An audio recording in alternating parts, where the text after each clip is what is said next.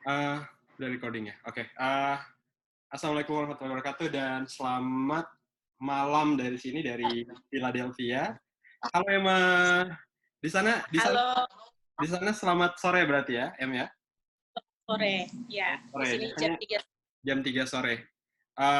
Oke, sebelum kita bincang-bincang, sebelum kita diskusi sama Emma, narasumber kita pada hari ini, saya ingin mengucapkan selamat berpuasa dulu untuk teman-teman yang sedang menjalankan ibadah puasa di Indonesia, dan juga untuk teman-teman yang tidak merayakan ibadah puasa atau belum saat ini sedang tidak menjalankan ibadah puasa, semoga diberikan kesehatan di situasi pandemi ini ya.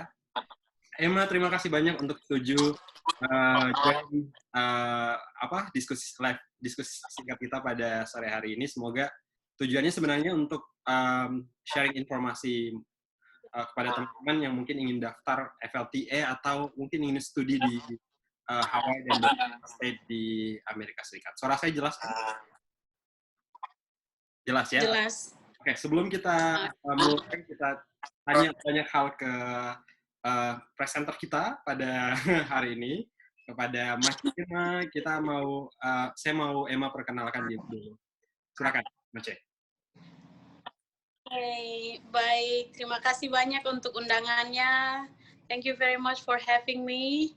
Oke, nama saya Emma Eunike Ronsumbre dan saya dari Papua, lebih tepatnya dari Kota Jayapura, dan saya puji Tuhan lolos untuk program FLTA tahun 2019-2020 dan saya ditempatkan di Hawaii. Aloha. Oh, gini ya. Aloha. Oke, ya. Di University of Hawaii at Manoa di Honolulu. Honolulu ya. Itu sudah berapa lama? Sudah berapa lama sekarang, Mace, di sana?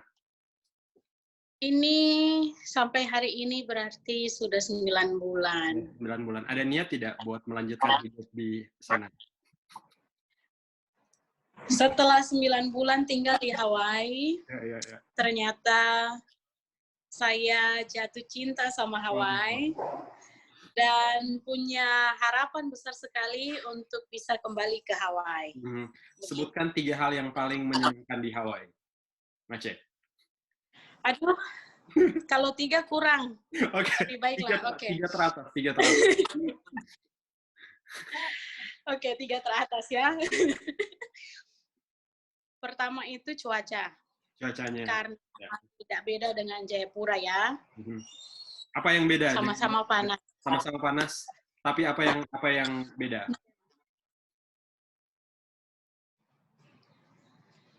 Yang beda dengan Jayapura, cuacanya sama, hujannya juga sama. Hujannya juga sama. Tentu ya. Ya, hujannya masih sama air turun dari langit. Bukan batu yang turun. Terus di sini mungkin karena ini pulau, jadi gaya hidup orang di sini istilahnya tuh chill, like everyone's chill, like santai man, nggak usah ngegas. Benar ya. Kelihatan kayak orangnya santai sekali. Gimana? Kemudian makanan. Makanannya, oke. Apa yang beda dengan makanan di state Amerika pada umumnya? Oke. Ya, jadi setelah pergi ke state yang lain di Amerika, saya melihat kita di sini di Hawaii punya sedikit keistimewaan. Ya, karena di Hawaii saya bisa bilang kalau di Hawaii lebih bercampur orang yang ada di sini. Bukan saja orang Amerika, tetapi di sini kita bisa bertemu banyak orang Asia dari Indonesia, dari Filipina, dari Cina, dari Jepang. Jadi makanannya juga bervariasi. Oh, iya. Dan memang enak betul karena orangnya yang langsung membuat makanan itu. Jadi kita ke restoran Korea, ya orang Korea yang buat, ya harus ya orang yang buat. Biasanya juga enggak kan, Em? Biasanya kan mereka tahu resep aja dari Korea terus kemudian. Ya. Oh, benar. ya. Karena ada di beberapa state yang sempat ceritakan sama teman-teman yang bahkan makanan Indonesia itu susah untuk didapatkan kan. Makanan Asia Tenggara itu susah untuk didapatkan. Iya. Senang-senang Saya banget. di sini bahkan kemarin waktu winter, pas sudah pulang ke Hawaii kan panas. Itu teman yang lain ada kedinginan di mainland. Saya di sini bisa makan cendol. Iya, betul. Ada es campur. Iya, jadi sebenarnya kayak mungkin ada yang bilang, oh di Hawaii kita nggak dapat musim dingin, tapi kan kalau di selama musim dingin itu kan lagi libur kan Em, jadi bisa travel ke state yang lain buat merasakan gimana winter. Jadi kayak oh you don't have to get the winter di Hawaii secara ininya. Oke. Ini kita mau langsung ke pertanyaan Em, karena sebenarnya ini waktunya cuma 20 menit. Oke. Untuk interviewnya. Pertanyaan pertama itu persepsi pertama Emma sebelum datang ke Amerika itu gimana? Kayak ini datang ke Amerika pertama kali atau udah pernah sebelumnya, Mace? Ini pertama kali. Pertama kali. Dan persepsi sebelum datang ke Amerika itu gimana? Oke, namanya juga anak kampung ya, Kak. Anak kampung, Pak C. Jadi waktu tahu bahwa akhirnya lulus dan akan ke Amerika, itu sesuatu yang sangat luar biasa. Itu senangnya minta ampun. Kayak yang, waduh, anak kampung bisa sampai ke Amerika nih. Kemudian sudah membayangkan Amerika itu negara yang besar, dengan segala sesuatu yang canggih, ketemu bule, siapa yang nggak mau ya? Oke. Tapi selain excitement itu, rasa bahagia itu ada rasa takut. Seperti apakah saya bisa menyesuaikan diri di sana? Saya dari tempat yang kecil, terus kemudian ke negara yang maju. Apakah saya bisa beradaptasi dengan cepat? Apakah saya bisa menyelesaikan program ini dengan baik? Takutnya saya terlalu ketinggalan zaman sampai akhirnya susah di sini begitu. Betul. Jadi ada rasa takut itu selain rasa bahagia. Iya, pasti ada insecurity ya sebelum datang ke salah satu negara. Ya, karena I can relate juga kok, Mace, hal-hal seperti itu ada. Nah, setelah misalnya tiba tuh di Hawaii, itu tibanya Agustus ya, Mace? Atau Agustus ya? Setelah tiba di Hawaii itu gimana? Semua persepsi yang udah dirasakan sebelum tiba itu gimana? Apa betul terjadi atau gimana? Jadi pertama kali landing di Hawaii, langsung yang lihat itu apa? Pantai, pohon kelapa, pasir putih, lautan biru, dan itu tiba-tiba langsung ketakutan yang di hati itu langsung kayak luntur. Langsung kayak, oh my God, it's so beautiful. Jadi, jadi misalnya kalau saya tanya kakak, ketika kakak dengar Hawaii juga, terus mau pergi ke Hawaii, bagaimana perasaan kakak? Ya pasti senang kan, karena kalau di bayangan itu Hawaii itu pantai, yang itu-itunya nggak usah disebutin. Pokoknya yang di pantai aja itu udah pasti menyenangkan sekali kan. Ya, dan dengan keadaan alam di sini yang sama seperti kita di Indonesia, pantai, pohon kelapa, dan cuaca, itu sudah langsung feels like home. Jadi membuat saya merasa lebih bersemangat, percaya diri. Benar. Itu pantainya dekat dari universitasnya Emma atau gimana? Iya, jadi universitas ke asrama saya 10 menit, dari asrama saya ke pantai cuma jalan 15 menit. I know. Iya, jadi itu untuk teman-teman yang misalnya kalau mendaftar FLTA kan biasanya Hawaii udah jadi langganan ya, Emma ya, untuk FLTA. Jadi kayak nanti ini jadi buat rekomendasi untuk teman-teman yang ingin memilih kampus. Kalau ke Hawaii itu udah benar-benar nggak akan menyesal ya, Mak ya. Ya. Oke. Jadi dengarnya aja udah semangat sekali. Nah, ini jadi langsung ke pertanyaan kedua nih, Mace. Kehidupan di Hawaii itu seperti apa? Karena kan tadi katanya dekat pantai, terus sangat multicultural kan? Kehidupannya itu seperti apa di sana? Dibandingkan dengan misalnya di Indonesia atau di Jakarta, sorry. Your internet connection is unstable. Kedengaran nggak, Mace? Mace? Iya, Kedengaran nggak? kedengaran. Okay. Iya. Oke, jadi di sini seperti yang tadi saya bilang, ternyata di sini itu gaya hidup pantai, jadi santai. Jadi dan orang-orang di sini seperti yang saya bilang itu diversity, so rich. Jadi orang lebih bagaimana ya, satu sama lain lebih enak, begitu, lebih santai. Jadi di sini kita bisa lihat kulit hitam, kulit putih, kulit yang kuning, rambut yang merah, semua ada di sini. Jadi untuk bersosialisasi satu dengan yang lain itu tidak susah, orang tidak begitu tertutup. Nah, kan ada kan yang bilang kalau di sini kan orangnya itu individual sekali ya, masing-masing dengan urusannya, nggak terlalu peduli dengan orang lain. Tapi kalau di pulau ini tidak juga sih, ya orang seperti ya bisa dibilang seperti di Indonesia, kita kalau dengan tetangga sebelah masih bersapa seperti begitu. Terus di kampus juga mudah sekali untuk mencari teman baru, untuk dapat teman baru di kampus. Banyak sekali kegiatan dan karena saya juga pergi ke gereja di sini, jadi kenal banyak orang dari gereja, mereka ajak untuk hangout bareng. Ada keluarga yang ajak untuk ke rumahnya dinner bareng seperti begitu. Banyak orang Indonesia berarti di sana, Mace? Di sini banyak orang Indonesia.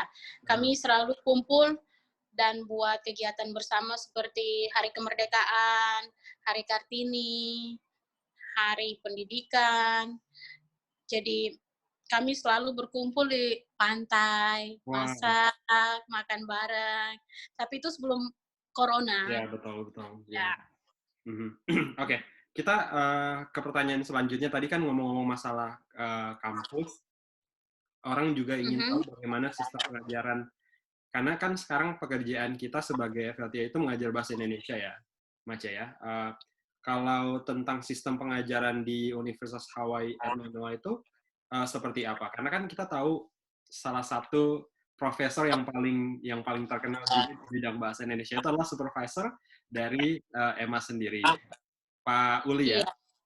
Dan juga di buku yang sering dipakai oleh banyak kampus di sini itu dicetak di Hawaii kan. Itu gimana tuh? Bagaimana sistem pengajaran? Kita mau tahu nih sistem pengajaran di Hawaii itu seperti apa? Oke, jadi saya beruntung sekali ya ke sini dan dapat supervisor sama beliau. Beliau memang hebat sekali dan jujur saya setelah belajar dengan beliau baru saya tahu bahwa bahasa Indonesia saya masih banyak yang harus diperbaiki. Padahal orang Indonesia sendiri ya? Padahal orang Indonesia sendiri. Dan ya saya banyak sekali belajar tentang tata bahasa Indonesia, jadi bahasa kita itu keren banget. Sampai bule-bule itu mereka mau belajar karena memang bahasa kita keren. Oke. Dan Pak Uli itu punya kelas online. Jadi Pak Uli punya website namanya Indonesian Online. Di situ Pak Uli buat materi belajar berdasarkan level. Dan itu yang juga dipakai oleh mahasiswa di kampus, mahasiswa yang belajar bahasa Indonesia di kampus. Mereka diberikan akses untuk materi online itu sesuai dengan kelas mereka. Jadi ini satu yang saya belajar dari sini tentang ada istilahnya, ini namanya ini istilahnya flipped classroom. Oke, iya. Bahasa Indonesianya jadi. Bahasa Indonesia jadi. Oke. Oke, jadi kalau yang pernah dengar flip classroom itu apa, mungkin tahu, tapi yang belum tahu, flip classroom itu seperti yang telah Pauli buat selama ini, materi itu tersedia online, supaya apa? Supaya mudah diakses oleh siswa, dan flip classroom ini, siswa dituntut untuk belajar di rumah. Jadi, jadwalnya sudah dikasih. Pertemuan ini kita akan membahas tentang topik yang ini. Mahasiswa tersebut akan akses ke internet, terus belajar di rumah. Kemudian pada saat pertemuannya face to face di kelas, jadinya saya tidak berdiri di depan untuk presentasi lagi. Langsung kita free practice. Begitu. Jadi ini bagus sekali karena seperti model pendidikan saat ini fokusnya bukan pada guru, jadi bukan guru yang berdiri depan menjelaskan terus siswa datang cuma mendengar. Tapi lebih student center ya jadinya.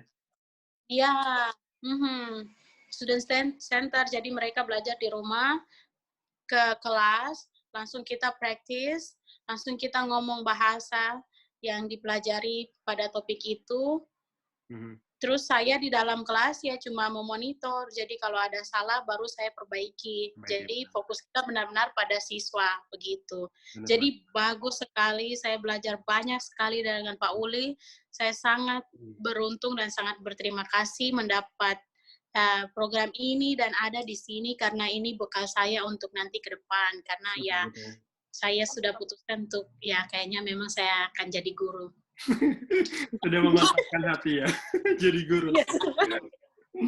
Selain jadi ibu untuk anak-anak, jadi guru. Iya, jadi memang menyenangkan sekali jadinya ya, kayak kedengaran kita bisa belajar banyak dari supervisor kita selama ternyata Emma waktunya sudah 21. Kita perpanjang sedikit, mungkin kita jadinya bagi jadi dua bagian nanti. Kita perpanjang saja jadi dua bagian. Karena pembicaraannya menyenangkan sekali ya. Nah, kita mau lanjut. Kalau tadi kan tentang kita tahu kalau FLTA sendiri itu programnya bukan hanya mengajar bahasa Indonesia, tapi kita diberikan kesempatan juga untuk belajar mata kuliah di kampus yang dituju kan, yang sedang tempat kita bekerja. Kira-kira budaya kuliah universitas di Hawaii itu seperti apa? Kemudian tadi kan udah sempat singgung kalau sosialisasinya itu gampang. Tapi kita mau lebih tahu kayak anak-anak Hawaii itu yang dekat pantai itu gimana? Apakah mereka setelah kuliah langsung ke pantai atau ada yang pakai ke dalam kelas atau gimana? Ya. Iya, exactly. Oke. Ya, benar sekali. Tebakannya. Oke, jadi ya karena dekat pantai jadi santai ya. Jadi saya ini ada cerita lucu. Saya ini kan dengan kita punya kebiasaan dari Indonesia ya, kalau ke kampus, ke kelas itu kan harus rapi. Betul. Apalagi anak keguruan ya. Ya, apalagi anak keguruan ya, nggak boleh pakai celana, nggak boleh pakai kaos, nggak boleh pakai sendal. Oke. Jadi saya waktu itu ke kampus dengan rok batik, treng gitu. Terus, sorry. Nggak apa-apa. Terus kemeja, terus sepatu.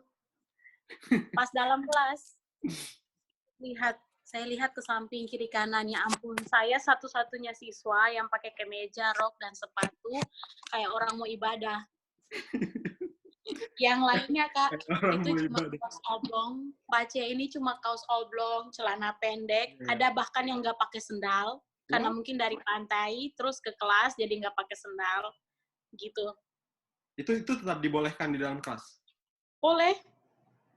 Oke. Boleh masuk dalam kelas, gitu. Saya tidak tahu, mungkin beberapa dosen ada yang mungkin punya aturan khusus sendiri di dalam kelasnya, mungkin ada, tapi sejauh ini semua kelas yang saya masuk itu santai banget. bisa pakai sendal, nggak mau pakai sendal juga nggak apa-apa, tapi harus pakai baju ya. Oke, jadi sejauh ini nggak ada yang semuanya pakai baju masuk kelas Mace ya? Terus profesornya gimana? Apa mereka juga santai gitu? Santai. Wah. Profesor ke kelas dengan kaos oblong, celana pendek gitu, dan sendal jepit juga begitu. Iya. Oh, saya pernah lihat ya yang mengajar. Jadi kalau Mace sendiri pas mengajar itu nggak perlu rapi sekali kan? Akhirnya saya menurunkan standar keguruan. Standar attire keguruan itu. Ya, tapi tetap rapi ya, karena kan kita ngajar bukan cuma ngajar, tetapi juga mengajarkan budaya Indonesia. Jadi kita juga sekalian kasih tahu kalau di Indonesia kamu ke kelas dan mengajar di depan banyak orang harus tetap rapi begitu. Karena itu juga jadi budaya yang harus kita bagikan ya ke mahasiswa bahasa Indonesia.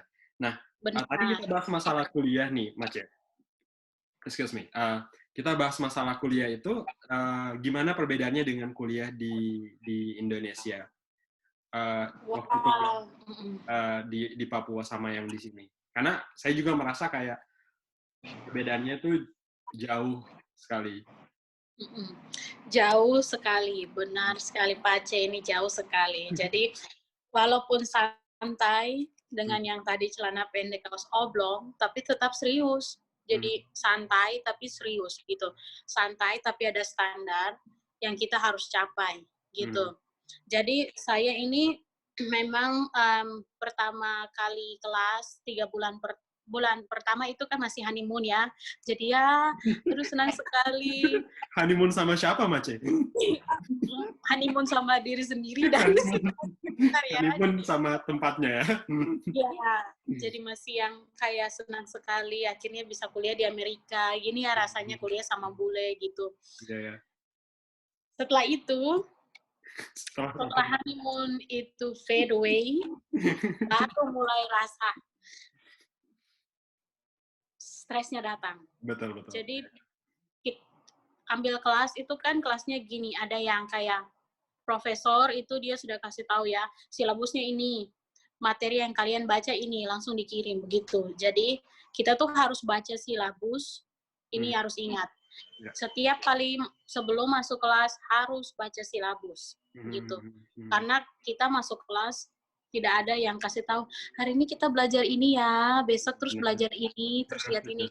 Itu tanggung jawab kalian sendiri. Jadi harus baca silabus supaya jangan ketinggalan. Jadi saya pernah ketinggalan itu dalam kelas benar-benar yang blong. Nggak tahu ini sudah pakai bahasa Inggrisnya teman-teman cepat, supervisornya cepat bicara bahasa Inggris. Terus saya juga masuk tidak dengan persiapan, itu yang benar-benar merasa betul tidak berguna sekali duduk dalam kelas pada saat itu. Tidak ada apapun yang bisa didapat. Itu jadi pelajaran. Jadi setelah itu saya baca silabus dan cari materi, artikel, bacaan apa yang harus saya baca dan harus baca sebelum masuk kelas. Betul. Iya. Kayaknya semua juga dapat begitu ya, Em. Karena kayak saya dengar teman-teman juga kayak banyak yang pas masuk pertama kali kayak ini kita apa di sini ya, kayak butiran debu jadi karena agak berbeda budaya belajarnya. Lanjut Emma tadi. Jadi saya merasa ya karena saya dari universitas yang maksud saya universitas saya bagus di Papua, tapi kan pakai bahasa Indonesia, kemudian gaya belajarnya yang memang saya bisa bilang gaya belajar tradisional, jadi tidak begitu stres. Ketika datang ke sini dengan sistem pendidikan yang sangat berbeda, saya harus work harder 2 times than the other students. Jadi saya lihat, wah, kalau students yang lain, mereka dikasih artikel hari ini untuk misalnya pertemuan berikutnya, mereka nggak baca sampai mau masuk kelas baru baca juga nggak apa-apa, karena mereka bahasa ya karena mereka benar. ya penutur asli jadi gampang baca. Sedangkan saya nggak bisa bikin kayak begitu. Ya. Saya butuh seperti maksud saya butuh baca sebuah artikel, apalagi artikel akademik ya, jujur, itu saya harus baca berkali-kali baru bisa mengerti apa sih yang mau dikasih tahu dari artikel itu. Betul. Dan ada beberapa kata yang mungkin belum tahu kan? Ya, benar. Iya. Jadi kalau teman-teman sendiri yang misalnya nanti, lihat di Instagram Mace ini kayak kerjaannya jalan-jalan terus, itu nggak jalan-jalan terus ya Mace ya, itu banyak struggle belakangnya. Iya, benar. Jadi memang harus self-discipline, itu harus kuat. Walaupun di sini pantainya bagus, untuk gunungnya bagus untuk hiking, kemauan untuk jalan-jalan itu besar sekali, tapi harus tahan diri. Jadi harus bikin timetable untuk diri sendiri, harus kuat untuk self-discipline supaya bisa mencapai apa yang ditargetkan begitu. Karena memang kalau saya sendiri pribadi begitu, karena memang saya harus kerja lebih ekstra lagi untuk bisa menyesuaikan diri dengan pendidikan di sini. Betul, gitu. betul. Ya. Karena kita nggak mau ketinggalan ya. Kita udah jauh-jauh dikirim dengan biaya yang tidak sedikit kan. Jadi kayak betul-betul kalau bisa harus memenuhi standar yang diinginkan. Ya. Terima kasih, ini jadi pelajaran besar sekali sih untuk teman-teman semua yang nanti akan bukan hanya di Hawaii tapi di semua tempat. Jadi kayak harus betul mempersiapkan diri sebelum berangkat ke sini. Nah, kita ke pertanyaan terakhir nih. Jadi ngomong-ngomong tadi tentang semuanya sudah bicara tentang mengajar bahasa Indonesia, tentang kuliah, hidup di sana. Singkat nih untuk teman-teman yang mau kuliah atau bekerja di University of Hawaii at Manoa. Buat teman-teman yang mau datang, jangan takut. Tempat ini selain alamnya yang indah, orang-orangnya juga sangat friendly. Kemudian buat yang mau datang sekolah, Universitas Hawaii adalah salah satu pilihan yang baik, apalagi buat yang mau belajar seperti keguruan atau second language learning atau linguistik. Departemen linguistik dan second language studies di sini sangat bagus, salah satu yang bagus di Amerika, karena memang ya tadi itu kalian bisa ketemu semua orang dari semua negara ada di sini. Ya, jadi di dalam second language studies itu kelasnya saya pernah ambil.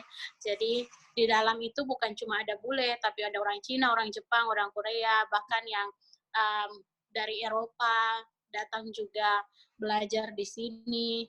Dan itu jadi pengalaman yang bagus sekali karena kita bisa lihat langsung, bukan baca buku saja, tapi juga langsung melihat dan dengar pengalaman teman-teman yang berbeda, tanggapan mereka tentang bagaimana mengajar bahasa asing di negara yang berbeda.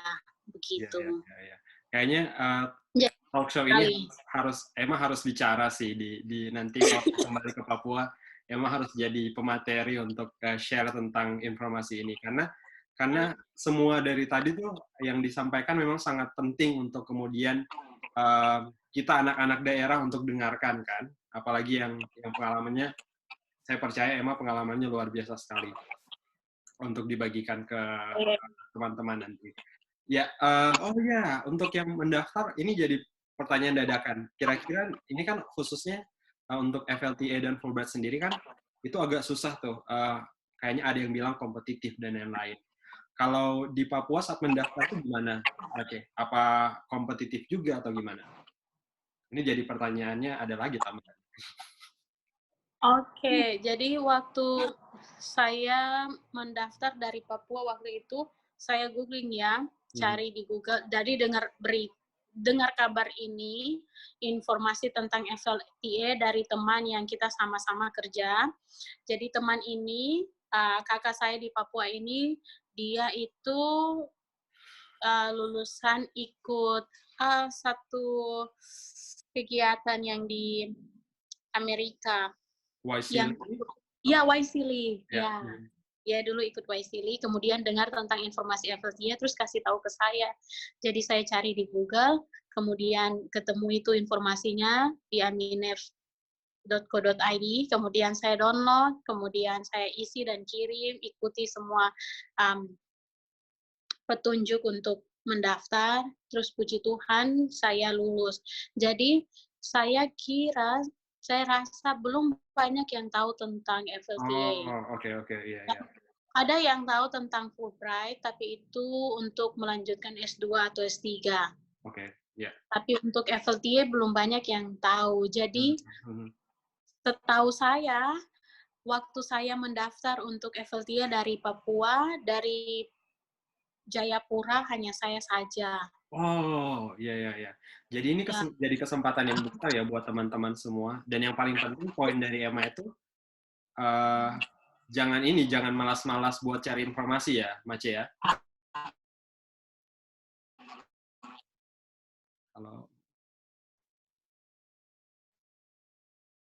Halo, Mace? Kedengaran nggak? Kedengaran ya.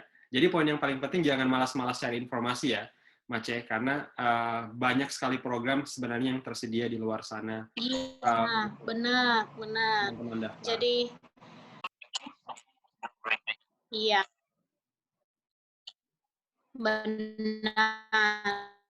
benar sekali. Saya cari sendiri ke Google gitu. Jadi untuk teman-teman coba saja dulu.